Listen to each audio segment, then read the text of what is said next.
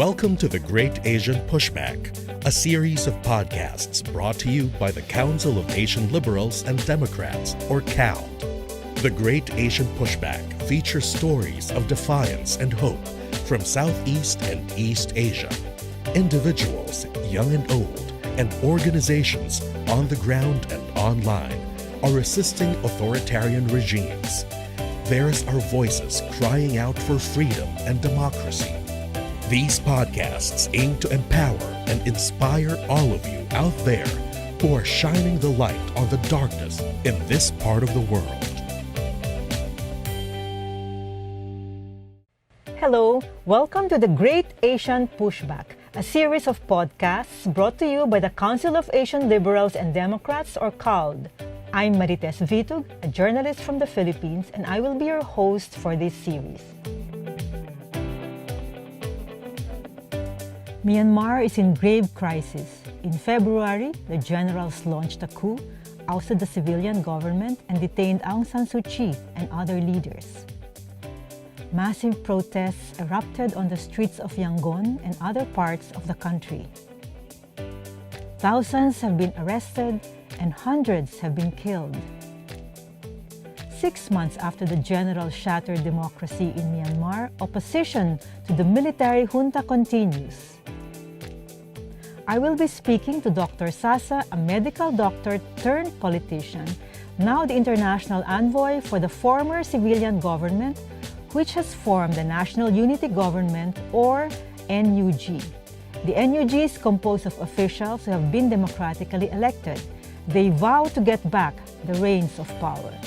Dr. Sasa, who goes by one name, joins us from an undisclosed location. Dr. Sasa, welcome to the Great Asian Pushback. Thank you for having me. So let's start the conversation by maybe this question about, it looks like the military junta will not give up power. So what are your immediate goals? What do you want to achieve in the short term? My country and my people are suffering and pain, especially right now with COVID-19 crisis that remain unchecked and is out of control. And humanitarian crisis is coming. 6.4 million people of Myanmar are being forced without food and facing starvation in coming month. 1.2 million people of Myanmar have fled their home due to military aggressive operation against the people of Myanmar by using blood-stained battlefield weapons. Half populations of Myanmar could be affected by COVID-19 in coming weeks. We are facing the nightmare. In these situations, our immediate plan and our short-term plan and goal is relieving our people from this great man-made tragedy of human suffering. We are doing around the clock, talking to international community and donors for COVID-19 vaccination. Our hope and prayer is that we will be able to vaccinate 20% of our populations by the end of this year from COVID-19, which have no respect for international border or nor recognize any political affiliation.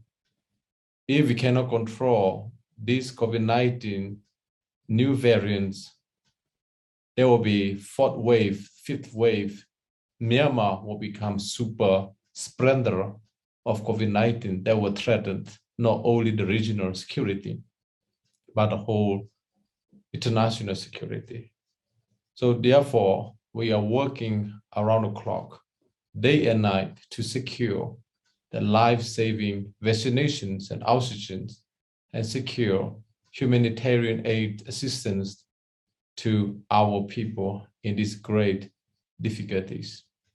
So what the NUG wants to happen is a pause, like a ceasefire, so that humanitarian aid can come in, or even during this crisis, are you seeing humanitarian aid coming in for vaccines, for medicines, for testing of COVID-19?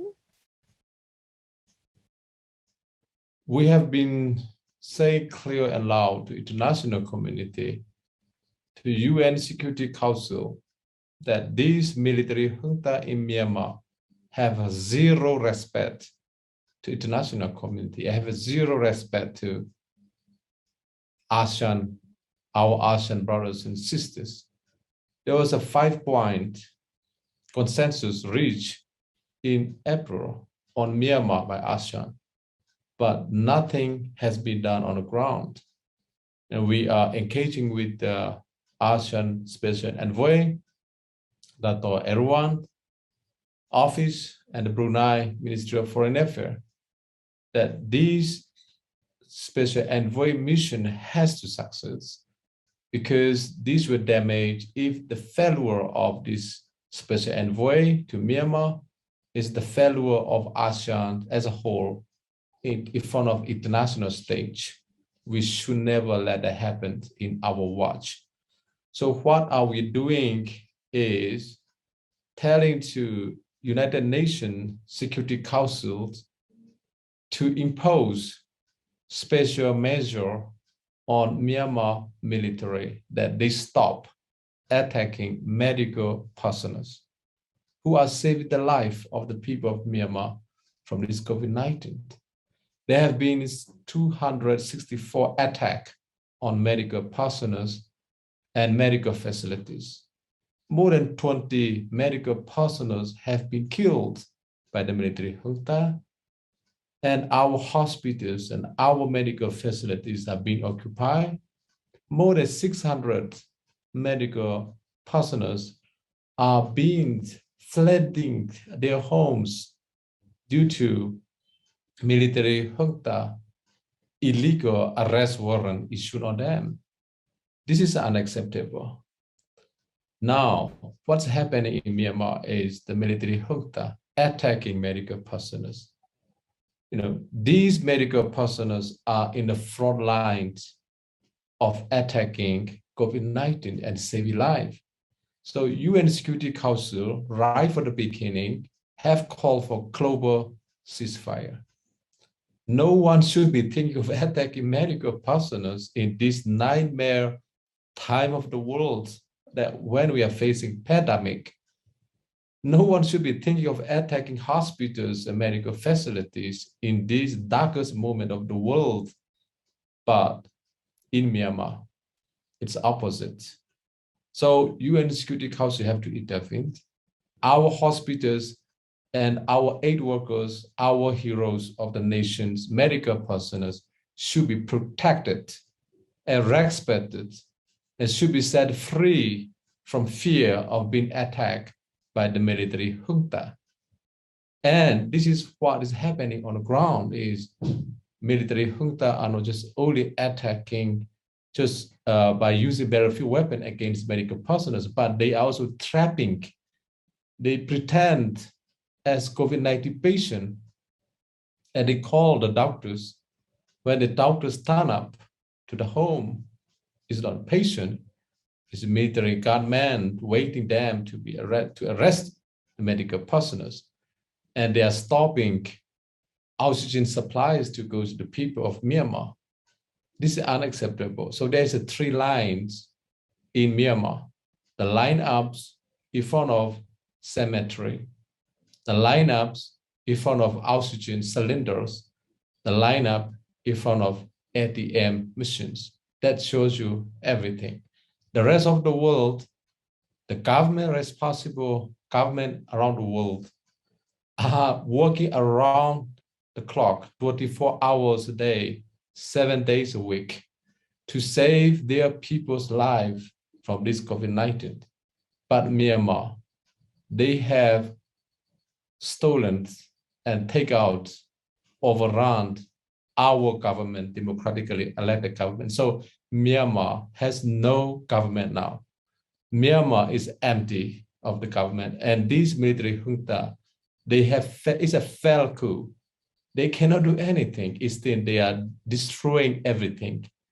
They are bringing death and destruction to the people. So the NUG, clearly, it's very clear that you are now in a humanitarian crisis. So is the NUG also working in parallel to have yourselves recognized by the UN and other international organizations? The most important of all is the people of Myanmar. The people of Myanmar have spoken clear and loud in 2020 general elections that enough is enough. They don't want to live under military dictatorship anymore. They have lived under the military dictators for the last several decades of 74 years of suffering and pain. That destructions is enough. All they want is democracy and freedom, to have the stable life, their prosperity, their peace, and their freedom. So now, international community, why UN set up? For what? The United Nations is set up for the well-being of the world, for the well-being of the people of the world. Myanmar is a part of the world. Myanmar is a part of global community. So United Nations and international community have the responsibility to respect the will of the people of Myanmar and uphold the will of the people of Myanmar. This is the first time in the history of Myanmar that we have a national unity government. So the people of Myanmar have accepted us as legitimate government of Myanmar. There is no other elected member of parliament in Myanmar except at NUG. We are elected government. So I think that is very important that this September credential UN General Assembly accept National Unity Government of Myanmar as the only and the sole legitimate government of Myanmar. In that way, we can ease this pain, suffering, and end these deaths and destructions. Earlier, Dr. Sasa, you mentioned about ASEAN. Do you think ASEAN is doing enough or to respect the voice of the people of Myanmar? You said there's a new envoy from Brunei, and the envoy from ASEAN is supposed to intervene and help the Myanmar people. What has happened so far?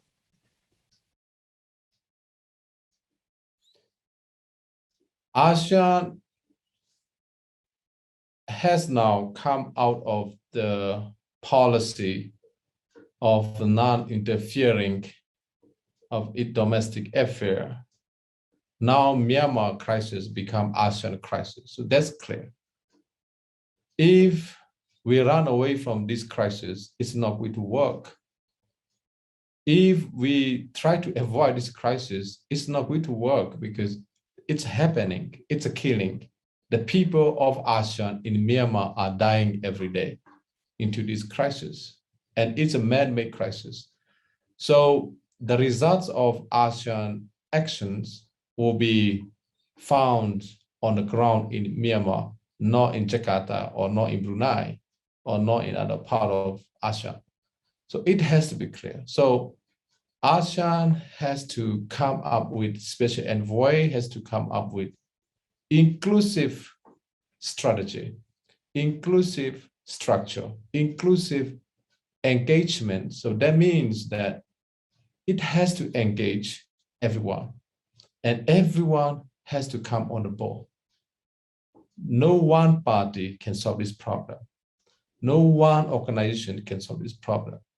So internationally, domestically, ASEAN envoy has to have this inclusive strategy and inclusive engagements, and it has to engage with NUG, CRPH, and CSW, CSOs, ethnic arms organizations, elected member of parliaments, and of course the military junta. And then, it has to engage with not only domestically, but also our neighbors, our big neighbors, and internationally with the UN, EU, and United States of America, and Australia, UK, Canada, all these countries. ASEAN is now in the best place to coordinate everyone to come together, to bring everybody to come together, and to put all pressure on the military junta to give up on their murdering people of Myanmar, and to end this violence, and to release political prisoners that they hold as a hostage, and to begin thinking about how do we move away from this crisis. I mean, the chaos in Myanmar is bad for ASEAN. The crisis in Myanmar is bad for China, bad for India, bad for everyone. They have to accept that if we cannot control this, and if we cannot stop this, it will spread across the region and spread around the world. You said that you talked about inclusion. Is the NUG working with other groups to against the military junta? We are comprised of elected member of parliament from 2020 general election. NUG is comprised of ethnic arms organization. NUG is comprised of civil society organization in Myanmar. NUG is comprised of political party in Myanmar. So we are the most inclusive body in Myanmar in a way. But on the other hand, the military junta comprised of only military generals who tasked for power, who tasked for they serve themselves. So we are the only legitimate, the only body. So we are engaging with all the stakeholders in the country and also outside of the country. We are engaged, we are standby and ready to engage with our neighbors, to engage with ASEAN, to engage with the UN and EU, everyone. So I have been engaging with several international bodies. At the same time, have been engaged with several stakeholders inside the country. So some of the engagement we did is behind the scenes. That means that we cannot talk about it because of the security reason. It does not mean that we are not engaging. So we are going into the principle of engaging everyone because everybody has to come on board. And my country is a diverse country, ethnically. We are multi-ethnic country. We are multi-religious country. Now we are bringing people together, and unity in diversity become our greatest strength. That's just what we are doing. So if you're talking about inclusion and engaging everyone, is a dialogue with the generals an option or is it not? And if it's an option, what are the red lines or the talking points? The serious condition has to be met by the military junta before we talk about dialogue.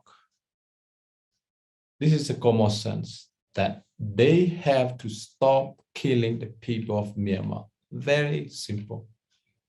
You cannot talk to your killer. That's very simple.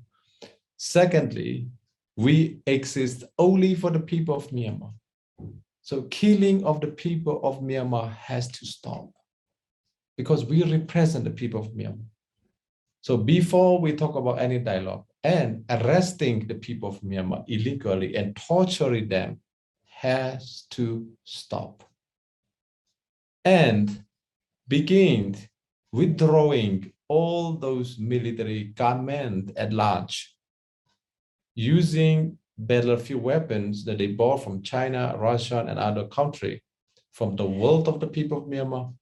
They have to withdraw all those battlefield weapons from the neighborhood across the nation. Then only we can think about dialogue. But we cannot dialogue anything with a gun pointed, where they smoky gun pointed at you and say, come and dialogue. That is not going to work. So dialogue is option, yes, but the coalition is the option. Second step is talking about dialogue. So those practical condition has to be met. Otherwise, talking about dialogue is a waste of our time. That's very clear, Dr. Sasa. How about the armed option? I understand that the NUG has a People's Defense Force. This has been reported about. So what are the prospects of really forming a unified armed opposition against the junta?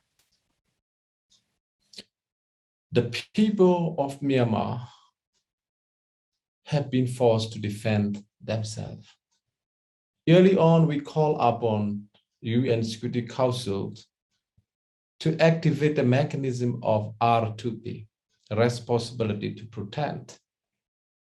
Now, the military armed forces, every country have it. Every country around the world have military armed forces. There's no country it does not have military armed forces. All the armed forces of the country sign up and swear to protect the country and the people it belongs. But in Myanmar, the institution of military junta, military institution known as the Tamado, it became against the people of Myanmar. That's the point. And they became terrorist organization and declare the war on the people of Myanmar. The one who swear to protect you become the one who swear to kill you. That is very simple. That's why we call the international community. We need R2P immediately, but international community have fell on the people of Myanmar. It reached the deaf air, and now what we do? What option that we have? We like it or not, as human beings, no one is going to wait to be killed in his own home or his own village. Now, what you say PDF, People's Defense Force, they are the freedom fighter.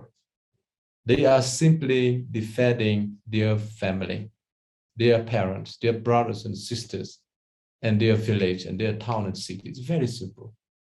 If there's no military junta forces, the murderers coming to my village, there's no reason for me to defend my village. For what I defend? So what's happening is the people of Myanmar are being forced to defend themselves. That's very simple. Another hand, CDM participants, civil disobedience movement remain strong. It is the most peaceful, non-violent movement against the military junta. And the military general's act of terrorism is being defeated by this peaceful, non-violent movement of CDM. And nationwide protests remain strong, and nationwide boycott and strike remain strong. So that shows that our action against the military junta is largely non-violent and peaceful.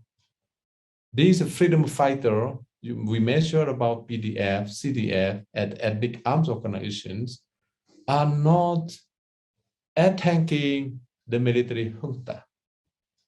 They are only defending their people. Example, if I talk about one of ethnic armed organizations, KNU or KIA or CNA, if there was no KNU, if there was no KIA in Kachin state, what I can tell you is that Kachin state could have been wiped out long time ago, I can tell you. So these people are defending democracy. They are defending their village. They are the defender of democracy, defender of the freedom, defender of their villages. So they are simply being forced to do so because the killer is at large. Dr. Sasa, this looks like a long battle that you're facing, you, the NUG, and other opposition groups. I would like to know, and our audience would like to know, what keeps you going? Where do you get your strength and your courage? It's our hope. We have the hope to the future. But our future is without military dictatorship. We have made clear we have no future with military dictatorship. We have no future with crime against humanity. We have no future with human rights violation, no more again. We have no future with atrocities anymore. We have no future with ethnic cleanses. We have no future with genocide. No one want to go there anymore. But what we have seen is genocide. What we have seen is crime against humanity, atrocities. Enough is enough. Our future, new Myanmar is coming. That's where we are going. That keep us going. Our future is called Federal Democratic Union of Myanmar, where peace are waiting us, where prosperity are waiting us, where freedom, democracy awaits us, where all the rights of the people of Myanmar, regardless of race, religious, culture, ethnicity, gender, will be equally respected, promoted, and protected is important, protected by our constitution. Our constitution will be based on federal democratic principle. Our constitution will belong to the people of Myanmar, not only our generation, but for the generation to come. And our constitution will be drafted by the people of Myanmar, no more by military generals again. So the constitution will belong to the people of Myanmar, and the people of Myanmar will belong to the constitution. And the ownership, the sovereign people of Myanmar will have that power. So that is the future of where we are going, because we know that future is much, much better. We know that there's a better future waiting us that keep us going. So we all are committed. Our commitment is also our strength. We are committed to go to that future, no matter what, no matter what. We will not surrender, we will not give up, we will not rest. Example, I am giving my life every day on the cause of this democracy and freedom. I have no rest, working around the clock, and we have been threatened by military junta every day, but it doesn't matter. We will achieve the future by laying down our life, if needed, to give our life. We all are ready. So those future are so beautiful, so glorious. That's why we are going to that future, no matter what. Yes, we know that you fled Myanmar because of all the threats and the danger to your life. And you said that you still receive threats until today. Are there still pressure coming from the junta? Are you being surveilled wherever you are? A few weeks ago, you saw that our ambassador to United Nations, Ambassador Ujo Milton, there was two men being there in New York, tried to harm him or kill him. And thanks to God, thanks to United States of America for standing up to arrest those two men. That shows you everything. And I am being charged with high treasons by these military generals. In a way, I'm proud that I have been charged with high treason, because I stand up for freedom and democracy and human rights and for the future of my people and country. We have a beautiful country, beautiful people, and they deserve my best. They deserve our best, and we are doing so. On the other hand, these are the real military generals who are committing crimes against humanity, who are committing high treason against Myanmar and the country of Myanmar every day, every hour. So in a way, it's funny that they charge me with high treason when they are free. They should be in jail actually, and not charging innocent people. What have I done wrong? I have not killed anyone. So all the arrested that they have arrested 7,000 people, they arrested for the crimes of freedom of expression, nothing else. So that shows you that this military junta will do everything for them to stay in power. So that have been what they have been doing, not only this time. Look at what they have done with Rohingya brothers, sisters. Look at what they have done with our monk in 2007, and what they have done with our students in 1988. Go back to 1962, even if you go back to 1947, the same pattern of crime against humanity is being committed under the watches of the successive military dictators in Myanmar. So we are basically in that danger of our life, but we know that it's dangerous, we know that it's risky, but we have no other choice. We have to do it. My final question, Dr. Sasa, it is very clear that wherever you are, there's the risk really of threats to you. But for the final question, what would you say to people outside Myanmar who are supporting the cause of democracy and sharing your dreams for a better future? What is your message to these people? Freedom is universal. It's not only for Myanmar. Freedom is for everyone. Freedom is for all. In the way democracy, the human rights is for all humanity. Right now, the people of Myanmar are defending that value of freedom, that value of democracy, that value of, so what I'm saying is the success in Myanmar is the success in ASEAN, and the success in ASEAN is the success for the world. But this is the time that the people of Myanmar need your help and your support, your prayer. So what we're saying is, please help us, please support us, please talk to your government about us. Please spread the news of what's happening in Myanmar to your people and to your country as much as possible. This is what exactly you are doing now. You are broadcasting about the people of Myanmar and what's happening there. This is a part of how you are helping the people of Myanmar, because normalization of killing is not going to happen.